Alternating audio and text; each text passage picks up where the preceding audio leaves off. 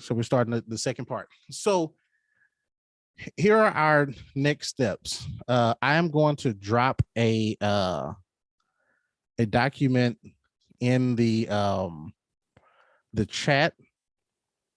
And for our team members, we'll walk through some of this together, but on your own time, I would like for you to respond to these questions so that we can start to really build the infrastructure of what's happening. I'll share it, but I'll share it on the screen, but it's also on in the the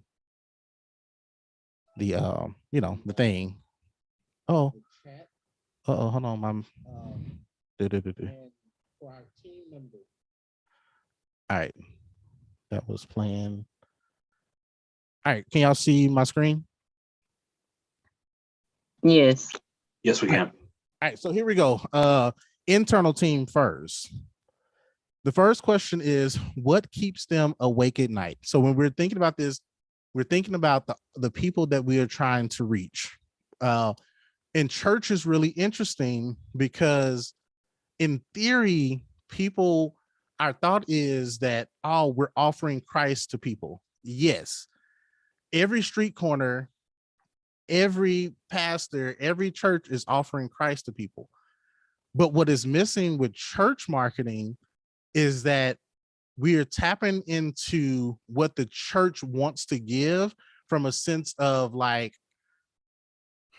it's like we're all offering a bottle of water and we're trying to share which one is alkaline, which one is this, which one is this. But what really happens is when we know what we're capable of giving, we can start talking to the people that are capable of receiving that thing.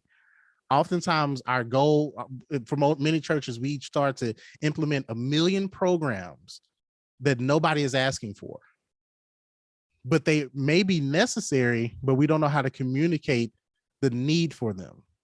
Would y'all agree that that's sometimes where we are, especially in the church? It's just like, here, do this. And people are like, that doesn't matter to me. So let's open up our mics. What keeps them awake at night? What has them staying awake at night, concerned, worried, when we think about the people that we are trying to engage? What do you think is keeping them up at night?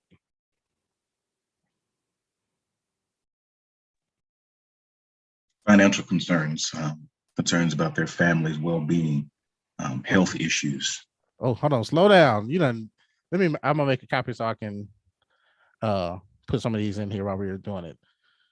So you said financial needs. I can't speak tonight. Financial needs. Come on. All right. Financial needs. Concerned about their loved ones' well-being, family and loved ones.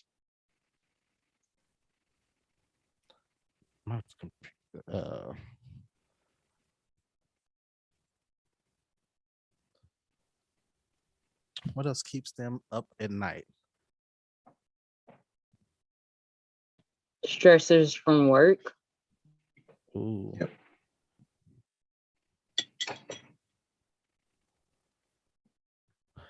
Why my typing is just not working today?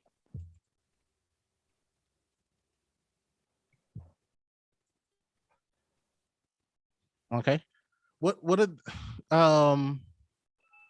else keeps them, like, just maybe keeps them in fear? What keeps them feeling maybe what they're feeling lost? What are some other things? What are some things that are like keeping them tossing the night? It's keeping them concerned, or A lot of people, it's just existential. They're having anxiety issues for any number of reasons. Relationships have broken up, or they've had issues of failure. they feel like they're going to fail.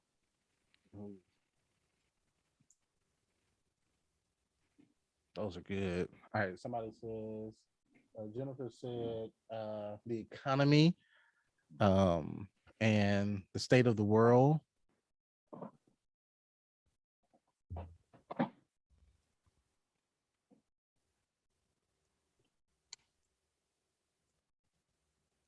All right. What are they afraid of? The people that we minister to, assist, help. What is this, the fear that they have?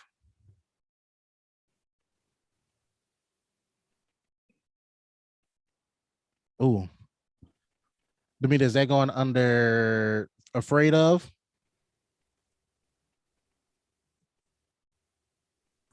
Sorry, Okay. I couldn't find my mic. Yes. Okay. Ooh. So let's play with that anxiousness for that. Like even when you said job loss, I think a lot of people get that feeling of like, oh, they're afraid of, and this may be something that keeps them up at night, or afraid of lack of security. They don't feel secure. Right. Whether it's an emotional security or, like you said, job security, relationship security. I don't know which one we're gonna put this on under. We'll put it here. Oh, we'll do lack of security.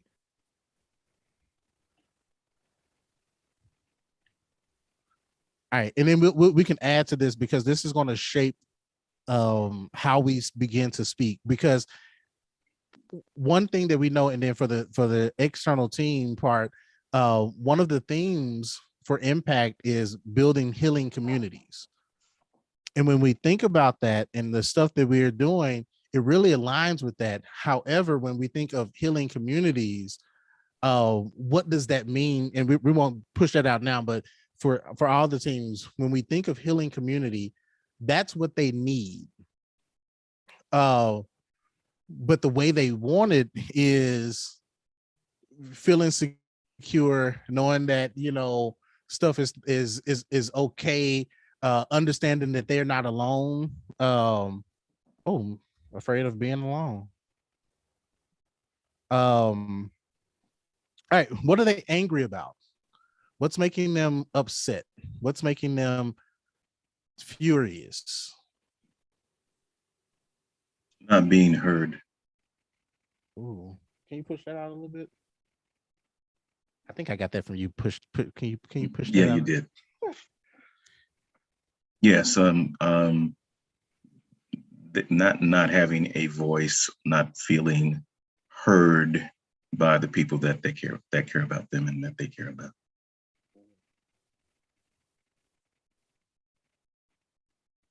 Not being heard on their jobs, not feeling like their contributions are acknowledged.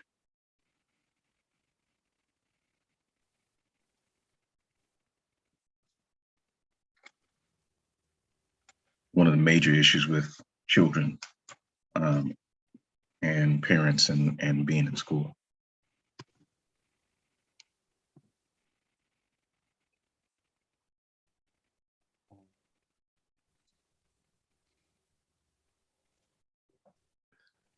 So would it be safe to say that from a communication standpoint, that it would be important to so when we think about that want and need, when we think about not being heard, what would be, how would we define the want versus the need of being heard?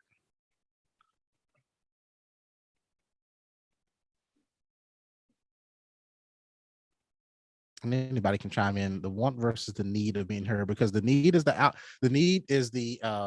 want is the outcome, the need is the process.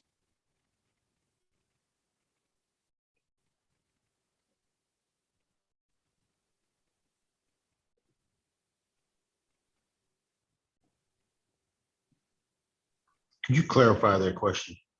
when it comes to being heard. So let's say that being heard, for the sake of simplicity, that being heard is what they want. What would be the process? What do they need from us to position them to be heard? And is that something we can deliver on? But they need a platform. Okay. In other words, something that from a place that they can express their opinion or their thought or their observation. Okay. And feel confident that they, because I like, when I think of being heard, like Pastor said with the children, I think of it like, okay, I'm speaking and I'm telling you what's on my mind and you're not listening to me. So then they get to a point where it's like they just stop talking. And what happens is that creates brokenness. Because it's like, okay, I need to be heard. Linda, you got something for us? I think it deals with approachability and relatability. And so, particularly with young people, if they don't feel like you're approachable, they're not going to come to you. They already feel that, hey, coming to you, you're not going to hear anything I have to say. And if you're not relatable to them, if you can't get on their level, then what you do have to say, they already feel is going to go in one ear and out the other. Okay, I like that. So we're part of this, because that was such a good statement. We're actually getting into the next week of communicating and how we do that. But I wanted to push that out because I think that one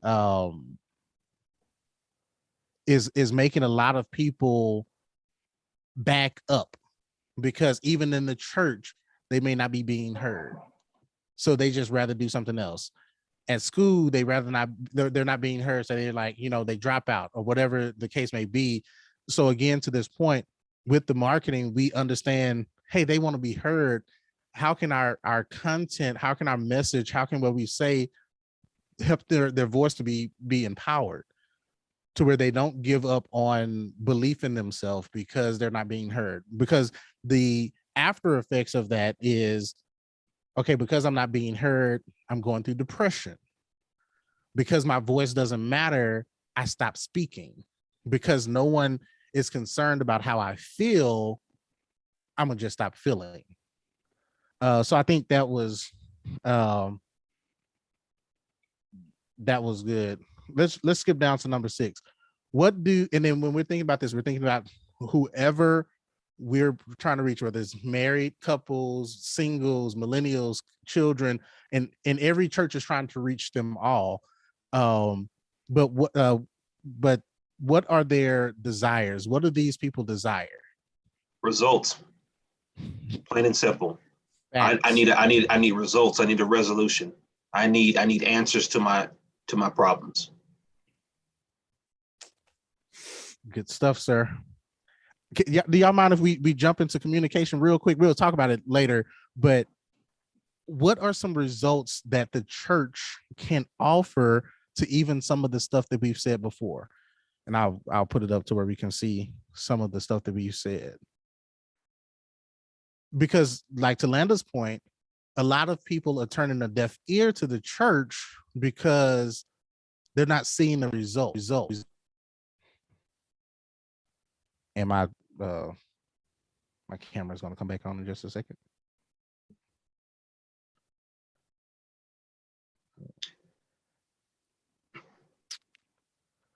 So what are your thoughts? What is the result that the church can offer?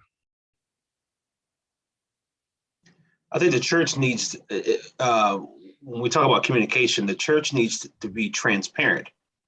And so the people that it's wanting to reach, if I feel as if you're not relatable to me and that you operate at this higher, more untouchable level than I do, then I'm not going to get any resolution from you. I'm not going to get those answers that I need from you. I think about a passage in scripture where some of the disciples were trying to stop the children from coming to Jesus, and the kids were clamoring over Jesus. And what the disciples didn't understand, they thought it would be a nuisance. Those children were a nuisance to Jesus. But Jesus was like, and I'm just paraphrasing, he was like, no, let them come unto me. I speak their language. You might not, but I do. So Jesus knew how to dap it up with the teenagers. He knew how to get on the level of the 5-year-old, the 6-year-old, the 10-year-old, whatever. And so you can't do that if you don't have this relatability. And with relatability, especially in communication, there has to be a sense of vulnerability. There has to be, with any kind of transparency. I have to be, if I need healing, I have to be willing to tell you what my symptoms are, what's hurting me. So there's no point of going to the doctor to get a prescription to get healing if you're not going to be vulnerable and transparent enough to tell them what your symptoms are and what's wrong. And that's where the church is missing, to some respect, is that we're not allowing ourselves, particularly within leadership, we're not allowing ourselves to be transparent and open to people, to let people know, oh, I've been where you are. I've done that too. Yeah. Even though I may have the title, even though I may have the collar around my neck, even though I may be a bishop or apostle or whatever, I've sat where you sat. I've felt what you felt. And when we get that transparency, then it will turn into relatability. It'll turn into approachability. And until we have that, our communication is going to be broken between the people that we say that we're trying to reach. Yeah. And to that point, it goes back into the clarity point of trying to give them what they need and avoiding, not for lack of a better word, avoiding what they want. Like we too often feel, and from an outside perspective, a lot of people feel like, oh, well, the church is just trying to get. So then what happens is when the church gives, there's this thought of, oh, they're just doing it for show. Well, when we try to give, there's an issue. When we try to get, there's an issue. But to that point of relatability, when you become relatable to their needs, when you understand where they are without trying to medicate the need or medicate them in that way, you end up getting people that are willing to give, that are willing to be a part of the community, which we'll talk about later, because one, you're clear on what you're doing, why you're doing it.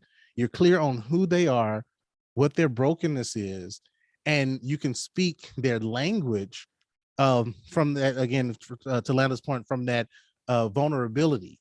And Pastor, in your sermon a couple of weeks ago, you dealt with that vulnerability. Hey, this is where I came from. Now, to that point, oftentimes with online, people are not catching the full thing. So being able to give them what they want in small doses puts them in a position where they're like, okay, I see that they're offering what I want. I see that they are tapping into one of the things on here is the daily frustrations.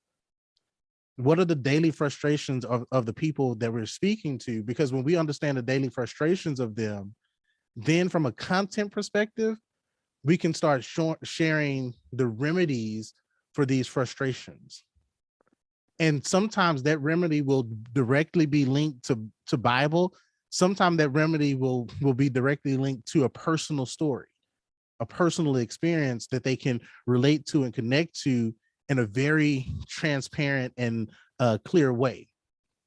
So with tonight, how we're going to move forward is, before we get to building a site and before we get to putting a bunch of posts out, we need to get clear on who we're speaking to and be able to develop a strategy as a unit that says, hey, even if it's like, man, I was talking to somebody today and they mentioned how they were stressed out over their marriage, then being able to create posts that maybe speak to marriage, whether it's video, whether it's reels, whatever, because at the end of the day, like I said, I think at the beginning, all the puzzle pieces start with these little things. Like we're thinking of email marketing. Now, when we have clarity to the hurt of the people and also methods and tips and tricks on how to deal with those things, now because they listened to something that gave them instant value, now they start tuning into the broadcast because like, oh, I got the email this week that talked about the woman whose child broke their leg and God is healing, and whatever the case may be, I can relate to that. So then the content, literally the creation of the content becomes a product of understanding the people. And then when it comes to content strategies, it's just, hey, we're looking at what's going on, what people need to hear, whether it's encouragement, whatever, so that pulls them or attracts them to say, every time I see this church, they're giving answers to life's problems. They're giving biblical solutions to the things that challenge me in my life. And they're doing it in such a way that it's like, okay, I need to hear more of that. So when it comes to the content, when it comes to growing, following, when it comes to all of that stuff, the formula is simple. It may not be easy, but it's simple. It's get them what they want. Once they get that, they get tapped into the community, they get tapped into the people, they get tapped into the sermon, they get tapped into the Bible study, because at this point they are ready to roll. And I'm going to read a quick text message from Sunday that I received, which hits this point home, and it helped me to reset some of my thinking, if I can get it. And I might have to summarize if I can't get it quick enough. But while I'm finding that, is there any questions on where we are, where we're thinking, and why this matters?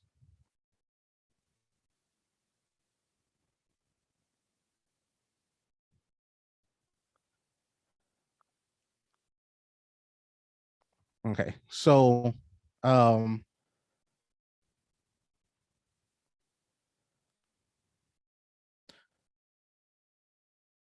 right, so somebody texted me about this sermon Sunday. They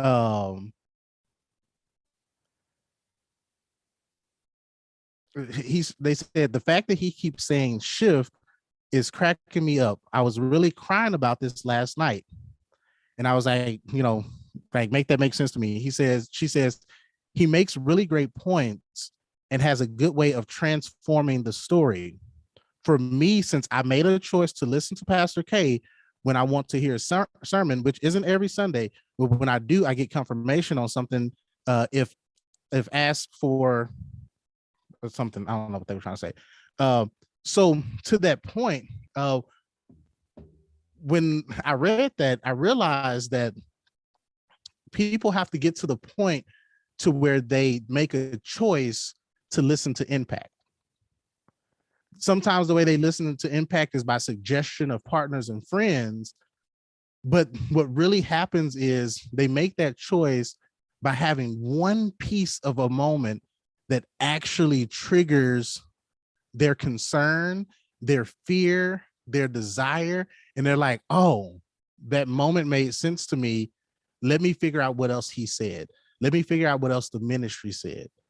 So our goal and our next steps are going to be to start to continue to clarify the how of understanding what they want, how we deliver how we give them what they want through the process of what they need, and how we communicate it in a way that makes them say, okay, I don't want to miss a Sunday. I don't want to miss a Wednesday. I don't want to miss a post because I need some value.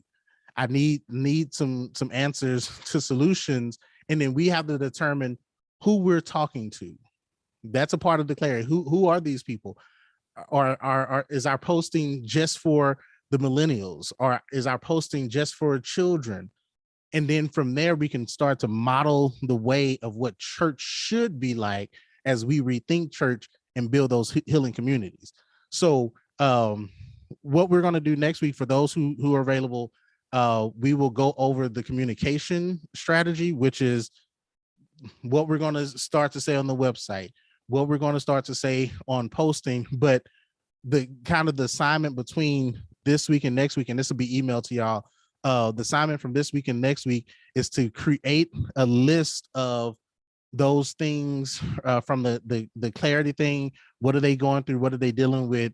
And then how do we have a remedy for these things? Because if we don't have a remedy for certain things, it's safer to say, well, we don't know how to deal with that, or how to preach on that, or how to teach on that. So we're going to leave that to somebody else until we're ready. We're going to focus on being incredible at the things that we are, so that we can attract the community that needs what we deliver. Everybody, that makes sense for everybody? Yep. Yes, it does. So any questions, concerns, thoughts, feedback before we adjourn